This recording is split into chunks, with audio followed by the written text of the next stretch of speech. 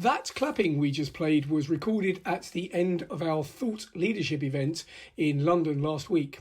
We also held a similar event up north in our Leeds office a few days prior.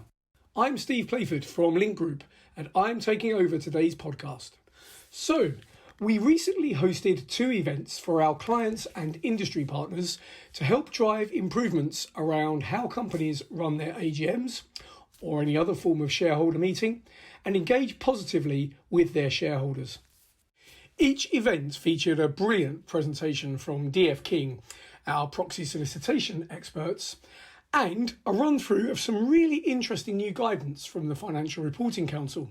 Maureen, Beresford and Kelvin, Ernest were presenting on behalf of the FRC, and their new guidance sets out some principles that companies can follow to help make AGMs more simple, accessible and effective. I managed to persuade them to join me for a short discussion about this afterwards so that you, our listeners, can find out everything you need to know. So, without further ado, we're going to get right into it. I hope you enjoy. Welcome to our Link Up podcast this morning. So I'm going to start off with Maureen, if you don't mind, Kelvin, and to give a little bit of background on yourself and the FRC.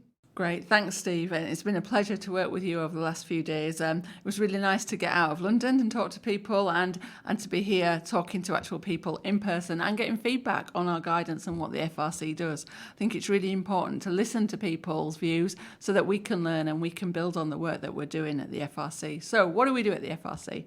I'm head of corporate governance at the FRC, responsible for the UK Corporate Governance Code, the Weights Principles, and a whole lot of research that we also do into good governance and governance practice. And to your question, Steve, why are we interested in AGMs? I mean, it's not an obvious line there.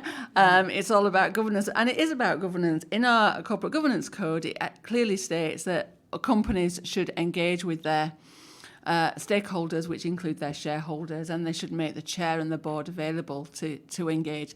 And that puts us right at the heart of actual AGMs and AGMs good practice. And that's what we got involved with at the beginning of the pandemic. We weren't expecting to get involved, but when we started having calls from people going, will my AGM be legitimate? Will we be subject to somebody telling us that all our resolutions were not based on law? We thought, actually, we ought to get involved in this space. Yeah, it makes absolute sense. And as you said, you mentioned the pandemic, and we all know that the pandemic has changed the way that everybody works. And it's thrown up challenges, but also thrown up lots of opportunity as well. Kelvin, have you got anything to add to that? No, I just sort of echo the same sort of sentiments Maureen has pointed out. I've worked very heavily on the guidance, and it's been good to reach out to a number of stakeholders and look at a number of principles that can be used before, during, and after the meeting. I think the pandemic actually, it made us think about and made companies think about whether their articles allowed them to even engage with some of their shareholders other than in person. And I think that's something that comes out in the guidance that Kelvin was involved in. Ways of engaging, ways of kind of contacting their shareholders, whether it be via a video link, a webcast, a phone call even. At the beginning, we mentioned today that some companies were actually holding their AGMs in a field or on the M25. Thankfully, we've moved away from that. But I think what the pandemic did, it was actually make us all think about, one, is the AGM fit for purpose? And two, if it is, can we embrace technology and can we use technology to actually get to those shareholders that it's difficult to get to? I don't think we're there yet. We've got a way to go, but that was our original aim. Mm-hmm. And what are the sort of key salient points then of the guidance, would you say? So it's mainly sort of built in the forms of principles and actions, and those are things that you could use before, during, and after the meeting. And we also included an additional principle at the end, where companies can engage with their shareholders throughout the year. And we felt it was important that many of the things that were missed, especially during the time of the pandemic, things like providing clear instructions and also how to facilitate a hybrid meeting, and if the position is clarified, wholly virtual meetings, and just giving companies guidance on how to interact and engage with their shareholders more and more as we as we start to move to a sort of more technological standpoint in the future. And what's been the reaction from the clients and companies? I mean, how have they taken this and how have they implemented it? I think it's really interesting. I mean, the guidance came out in July, so we've not gone through a full AGM season, but obviously we've had some feedback. We had a stakeholder group that presented their views, very wide-ranging views. And we've spoken to some of your clients who gave us a lot of feedback. And the point that I want to make is that the guidance it's not rocket science. Lots of companies do this anyway, but we wanted to put a marker in the ground to say that this is a starting point. It's almost looking at AGMs and saying that this is something that any company can use as good practice, whether you have one shareholder or 5,000 shareholders. It's just a bit of practical advice, and we want to kind of move that forward maybe in the next 3, 4, 5 years as things evolve. I think the important thing to say is the guidance is not just about AGMs, it's about engagement throughout the year. So we did it on a before your AGM, during your AGM, and after your AGM basis. And I don't know whether, Kelvin, you want to talk a little bit more about that. And I would also just highlight, just going back onto Maureen's point, that this guidance is flexible, and it should be, taken into account that, many companies should not just think, it's just for one sole company, but it's available for everyone, and this doesn't have to be followed. We're not here to monitor it.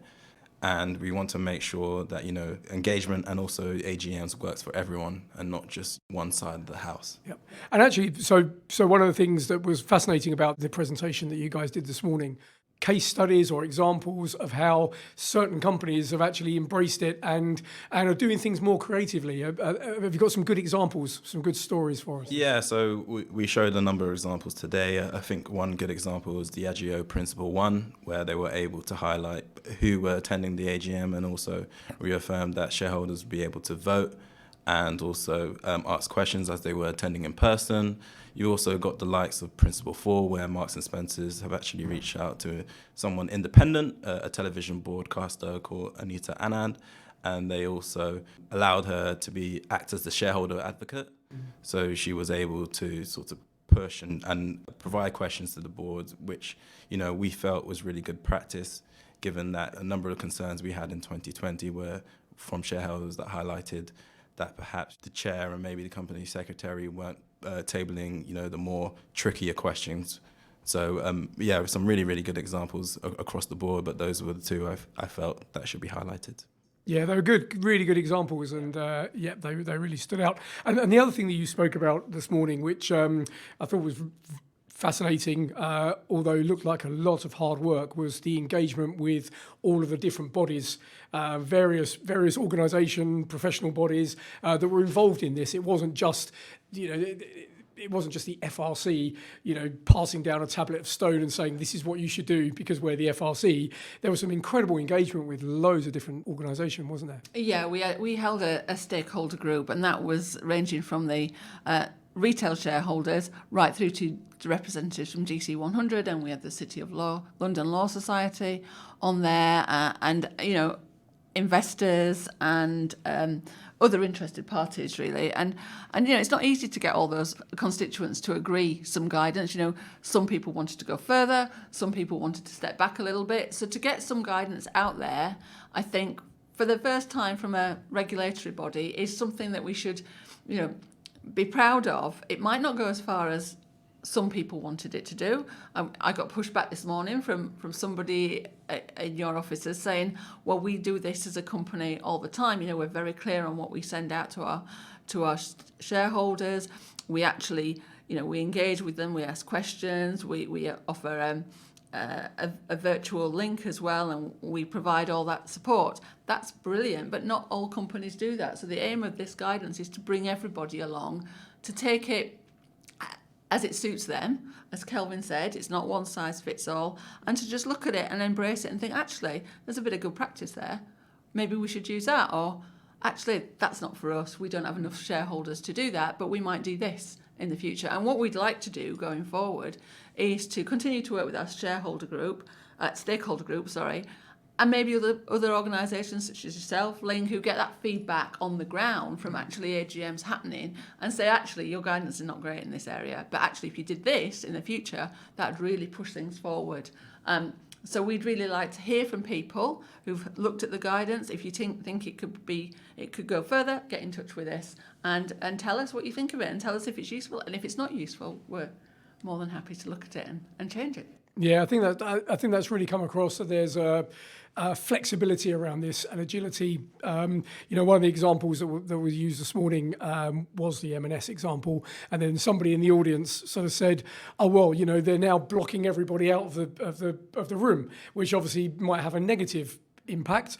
But the fact that they're trying it is okay. It's kind of, yep, they were saying people aren't going to get their M&S goodie bags, and that might have a negative vibe among the shareholders, but they could reintroduce that, or they could do something hybrid. And it's as I mentioned at the very beginning, I feel like there's opportunity here, isn't there, to try these things out and do something different and do something more creative.